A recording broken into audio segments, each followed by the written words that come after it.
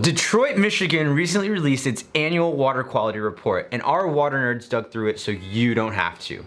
Also, make sure to comment below to suggest which city our water nerds should tackle next. Let's start with lead.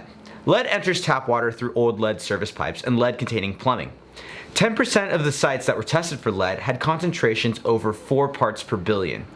EPA, CDC, and the American Academy of Pediatrics all recognize that there is no safe level of lead for children. Additionally, these measurements may not be a true indication of your tap water if your home has lead plumbing or lead fixtures. Treated water leaving the plant may be in compliance with loose EPA standards, but it could become contaminated once it enters older infrastructure.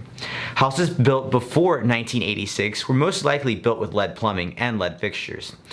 Lead exposure can cause developmental issues, lowered IQ, and damages to the kidney and brain. Next is Chromium-6. Chromium-6 is a highly toxic metal that is currently unregulated by the EPA.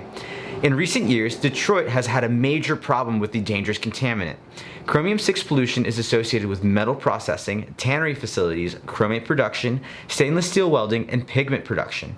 The report found an average concentration of 0.13 parts per billion and detected levels reaching as high as 0.24 parts per billion.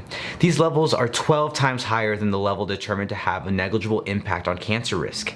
EPA has acknowledged that Chromium-6 is a known human carcinogen through inhalation, but is still determining its cancer potential through ingestion of drinking water. Lung, nasal, and sinus cancers are associated with Chromium-6 exposure. Next is disinfection byproducts, or DBPs. Disinfection byproducts are contaminants that are created when chlorine-based disinfectants are used to treat incoming water. The disinfectant then reacts with normal organic matter, creating disinfection byproducts, or DBPs.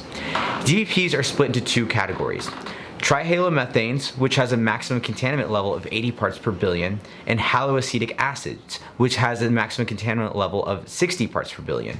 In the 2017 report, Detroit reported that trihalomethane levels ranged from 11 parts per billion to 79 parts per billion, and had an average concentration of 37.5 parts per billion.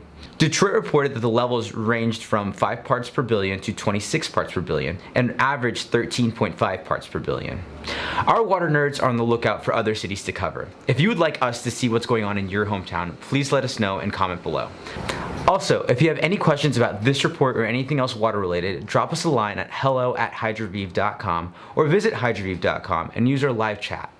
Our water nerds are based in Washington, D.C. and can gladly answer any questions you might have.